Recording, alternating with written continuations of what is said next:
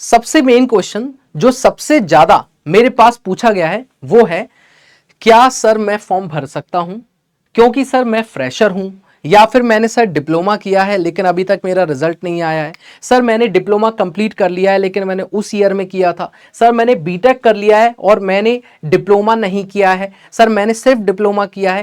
तो क्या आप लोग एलिजिबल हैं आरआरबी जेई के एग्जाम में? उन सारे पॉइंट के ऊपर आज मैं आप लोगों से डिस्कशन करूंगा।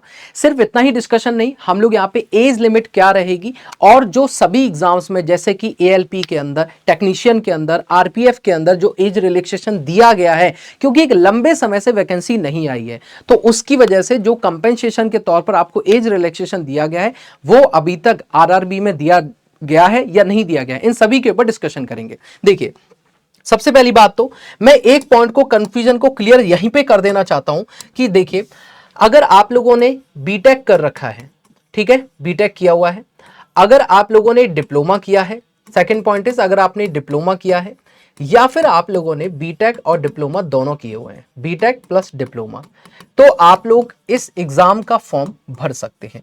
जूनियर इंजीनियर का जो एग्जाम होता है वो स्टेट इंजीनियरिंग के लिए और सेंट्रल एग्जाम्स के लिए होता है, लेकिन आरआरबी के जो पैरामीटर्स हैं वो कुछ अलग ही हैं। तो जैसे मैंने आप लोगों को बताया कि बीटेक अगर आपने कर रखा है या सिर्फ आपने डिप्लोमा कर रखा है या बीटेक और डिप्लोमा आपने दोनों ही कर रखे हैं तो आप इस एग्जाम के लिए एलिजिबल होंगे। ठीक है, सबसे बड़ी कंफ्यूजन आप लोगों के मन में मैंने दूर कर दी है। लेकिन अगर आप लोगों ने फ्रेशर हैं, अगर आपने अभी तक आपका बीटेक का रिजल्ट नहीं आया, अगर आपका फाइनल ईयर का डिप्लोमा का रिजल्ट नहीं आया, अगर आप लोग बीटेक में 6 सेमेस्टर के अंदर हैं, 4 सेमेस्टर के अंदर हैं, 7 सेमेस्टर के अंदर हैं, 8 सेमेस्टर के अंदर हैं, तो आप इस फॉर्म को नहीं भर सकते हैं। अगर आप लोगों का डिप्लोमा का लास्ट सेमेस्टर चल रहा है, आपका रिजल्ट अभी तक नहीं आया, आप इस फॉर्म को नहीं भर सकते हैं। इस फॉर्म को सिर्फ आप लोग तभी भर पाएंगे जब आपने बीटेक या डिप्लोमा किया हो या फिर बीटेक और डिप्लोमा दोनों ही किए हो। तो एक कंफ्यूजन तो यहां पे आपका क्लियर हो जाता है। अब देखिए, सबसे ज्यादा आप लोगों के सामने ये वाला जो नोटिफिकेशन है, कई बार आप लोगों ने इसको जरूर इंटरनेट पर, यूट्यूब पर, वीडियोस के अंदर देखा होगा। स्पेशली अगर मैं आप लोगों से बात करूं तो जूनियर इंजीनियर की जो वैकेंसी है वो जुलाई और से लेकर के सितंबर तक आने वाली है। ऑब्वियस सी बात है, क्योंकि रेलवे में इतना ज्यादा कंस्ट्रक्शन बढ़ता जा रहा है तो जूनियर इंजीनियर की आवश्यकता होगी और जूनियर इंजीनियर से भी ज्यादा आवश्यकता टेक्नीशियन की होगी, इससे भी ज्यादा आवश्यकता हो सकता है आप लोगों को एएलपी की देखने को मिले। तो इसके जो एएलपी और टेक्नीशियन के जो आप लोगों के पास में रिक्रूटमेंट है वो जारी धीरे धीरे वो हो रहे हैं, सेम ऐसे ही। लेकिन अगर मैं बात करूं जुलाई और सितंबर के मंथ में डेफिनेटली आप लोगों को जूनियर इंजीनियर के वैकेंसीज देखने को जरूर मिलेंगी। ठीक है, लेकिन अब जैसे आप लोगों के सामने एक और रिलीज हुआ था अभी, एक अनऑफिशियल कहेंगे हम उसको, ऑफिशियल था, कॉन्फिडेंशियल नोटिस था, जिसमें यह भी बताया गया था कि कितनी वैकेंसी आ सकती हैं, जहां पे टोटल मिलाकर के 7,911 वैकेंसी का जिक्र किया गया था। ठीक है, अब अगर मैं आप लोगों से बात करूं कि स्पेशली इनके ऊपर क्या क्या एज लिमिट एलिजिबल होते हैं, जैसे सबसे पहले अगर मैं आप लोगों से बात करूं कि जनरल के लिए क्या एज लिमिट आरआरबी ने डिसाइड कर रखा है, तो आप ध्यान से देखेंगे तो मिनिमम जो एज है फॉर जनरल कैटेगरी के लिए वो 18 साल से लेकर के और 33 साल तक है। ओबीसी के लिए यही आपके पास एज लिमिट 18 से लेकर 36 साल तक है और एससी और एसटी कैटेगरी के लिए यही एज लिमिट आपकी मिनिमम 18 और मैक्सिमम 38 साल तक जाती है। जैसा आप लोगों ने देखा कि चाहे वो एएलपी का एग्जाम हो, चाहे वो टेक्नीशियन का एग्जाम हो, चाहे आरपीएफ का एग्जाम हो, क्योंकि ये एग्जाम काफी लंबे समय से नहीं हुए थे रेलवे के द्वारा, तो इस वजह से इनमें एज रिलैक्सेशन दिया गया 3 साल का। लेकिन ये रिलैक्सेशन आरआरबी में भी देना चाहिए और मिलना ही चाहिए, क्योंकि आरआरबी का एग्जाम भी तो पिछले 4-5 सालों से नहीं हुआ है। तो अगर 4-5 सालों से नहीं हुआ तो और कई सारे ऐसे स्टूडेंट हैं जिनकी एज लिमिट मैक्सिमम को भी क्रॉस कर चुकी है, तो डेफिनेटली उनको 3 साल का एज रिलैक्सेशन मिलना चाहिए।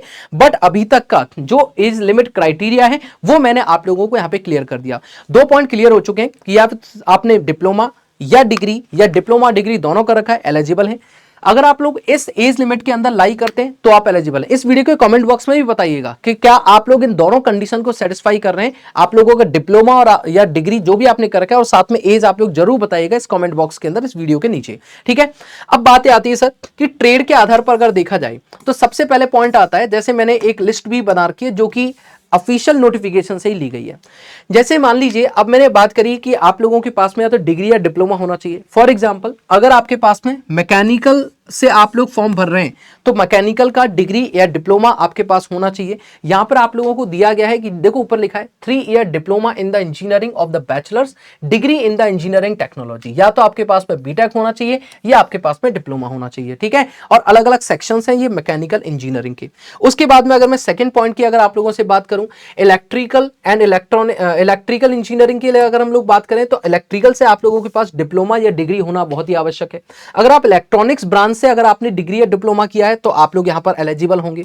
इसके बाद यहां पे यदि आपने सिविल इंजीनियरिंग से डिग्री और डिप्लोमा किया है तो आप एलिजिबल होंगे। तो स्पेशली यहां पर मैंने आप लोगों को बताया कि कौन कौन सी ब्रांच से अगर आपने डिग्री या डिप्लोमा किया है तो आप लोग यहां पे एलिजिबल होंगे। इवन आपने अगर प्रिंटिंग टेक्नोलॉजी से यहां पर डिप्लोमा या डिग्री की हुई तब भी आप यहां पे एलिजिबल होंगे। तो ये कुछ क्राइटेरिया थे। लेकिन साथ के साथ में अगर आप लोगों ने सीएमए की वैकेंसी भी देखिए रिलीज देखने को हमें मिलेंगी। जैसा पुराने नोटिफिकेशन हमने देखा था तो बीएससी अगर आप लोगों ने बीएससी की हुई है केमिस्ट्री या फिजिक्स से तब भी आप इस एग्जाम के लिए एलिजिबल होंगे सीएमए की पोस्ट के लिए। और अगर आप लोगों ने यहां पे कंप्यूटर साइंस से अगर आप लोगों ने अपना डिग्री किया होगा तब भी आप लोग यहां पे जो आप लोगों ने अपनी ग्रेजुएशन की होगी तब भी आप लोग यहां पे एलिजिबल होंगे आरआरबी की वैकेंसी के लिए। अब जैसा आप लोग देख सकते हैं मैंने पुराना एक नोटिफिकेशन दिखाया था, यहां पे सीएमए में आप लोग देख सकते हैं यहां पे हर एक चीज के बारे में बता रखा है कौन सी पोस्ट किस टाइम पे लॉन्च होंगी। लेकिन उसके बाद में मैंने आपको एक लिस्ट दिखाई थी जिसमें आप सीएमए की पोस्ट भी देख सकते हैं।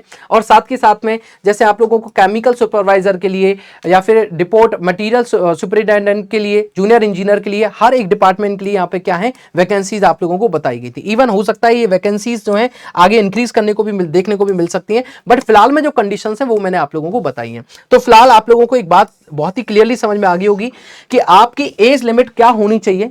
आपके पास डिग्री डिप्लोमा कौन कौन सी ब्रांच में होगा तो आप लोग फॉर्म को भर पाएंगे। आपके पास एज लिमिट क्या होनी चाहिए, आपको कितनी वैकेंसी पर फॉर्म भरने को देखने को मिलेंगे। और मेन चीज कि अगर मान लीजिए आप लोग फॉर्म भरने में एलिजिबल हो और आपने फॉर्म भर दिया उसके बाद में क्या होगा। तो देखिए उसके बाद में आपके सामने कुछ इन स्टेजेस के अंदर आपका एग्जाम कंडक्ट कराया जाता है। जहां पे अगर मैं बात करूंगा कंप्यूटर की सबसे पहले स्टेज की तो उसमें कंप्यूटर बेस्ड टेस्ट यानी कि जिसको हम लोग सीवीटी 1 के नाम से जानते हैं, ये सीवीटी 1 आपका कंडक्ट कराया जाएगा। आप लोगों को ये बात बता देना चाहता हूं कि लास्ट ईयर लगभग 22 लाख लास्ट ईयर जब लास्ट टाइम ये एग्जाम हुआ था तो 22 लाख स्टूडेंट ने इस फॉर्म को भरा था, जिसमें से सिर्फ 3 लाख ऐसे स्टूडेंट थे जो कि सीबीटी 2 के लिए आगे गए थे। तो इसका सीधा सीधा मतलब ये होता है बेटा कि अगर आप लोगों ने पूरा फोकस किया इस सीबीटी 1 के ऊपर तभी आप लोग इसमें जा पाएंगे। और ये सिर्फ क्वालिफाइंग मार्क्स होता है, मतलब इसमें आपके मार्क्स जो है आपकी मेरिट लिस्ट में ऐड नहीं होते हैं, बट इसी के द्वारा ही आप लोग सीबीटी 2 में जा पाएंगे। सीबीटी 1 का जो आपके पास एग्जाम होता है ये पूरी इंडिया में हर एक स्टूडेंट के लिए सेम होता है, हर एक स्टूडेंट के लिए, ठीक है। तो यहां पे इंडिया के हर एक कॉर्नर से बच्चा बैठेगा तो यहां पे आप लोगों को एक बढ़िया मजबूत तैयारी आपको रखनी पड़ेगी। उसके बाद आपका जो एग्जाम होगा वो कंप्यूटर बेस्ड टेस्ट यानी कि सीबीटी 2 होगा, जिस सीबीटी 2 के जो मार्क्स होंगे वही सिर्फ आप लोगों के मेरिट लिस्ट के लिए आगे की तरफ फॉरवर्ड होंगे, यानी कि सीबीटी 2 के जो मार्क्स होंगे उन्हीं के आधार पर मेरिट लिस्ट बनेगी। सीबीटी 1 सिर्फ क्वालिफाइंग नेचर का होगा। देन उसके बाद में आपका डॉक्यूमेंट वेरिफिकेशन और यहां पे मेडिकल टेस्ट भी लिया जाता है। तो ये एक प्रोसेस रहेगा। तो मेरे हिसाब से इस वीडियो में हमने क्या जाना है उसको अगर ध्यान से समझने की कोशिश की जाए तो मैंने स्टार्टिंग से आप लोगों को एलिजिबिलिटी के बारे में बताया कि फ्रेशर्स अलाउड नहीं है, बीटेक या डिप्लोमा होना बहुत ही ज्यादा आप लोगों के लिए आवश्यक है, तभी आप लोग फॉर्म को भर सकते हैं। देन उसके बाद मैंने आपको बता दिया या तो बीटेक या डिप्लोमा या बीटेक प्लस डिप्लोमा दोनों ही होंगे तभी आप लोग फॉर्म भर पाएंगे। फिर उसके बाद आपको यह भी बताया कि जूनियर इंजीनियर की फॉर्म बहुत ही जल्दी निकलने वाले हैं, जुलाई से सितंबर के बीच में, और हो सकता है सबसे पहले यही फॉर्म आपके निकाले जाएंगे। जब आप लोग सिविल इंजीनियरिंग से डिग्री या डिप्लोमा करते हैं तब आपके पास बहुत ही कम चांसेस होते हैं नौकरी के, बट यहां पर अगर मैं बात आपसे करूं तो सरकारी नौकरी के लिए चांसेस सबसे ज्यादा हैं सिविल इंजीनियरिंग के। तो ये सारी बातें आप लोगों को ध्यान रखनी है कि हमारी एज लिमिट क्या रहेगी, इसके बाद मेरी जो प्रोसेस रहेगा मेरे सिलेक्शन का वो क्या रहेगा। आप मेरे ऑफिशियल टेलीग्राम चैनल पे भी कनेक्ट कर सकते हैं और साथ के साथ आप इस एग्जाम की तैयारी करना अभी से शुरू कर दीजिए। मिलेंगे हम नेक्स्ट किसी एक इंटरेस्टिंग वीडियो के अंदर। Till then take care, thank you so much.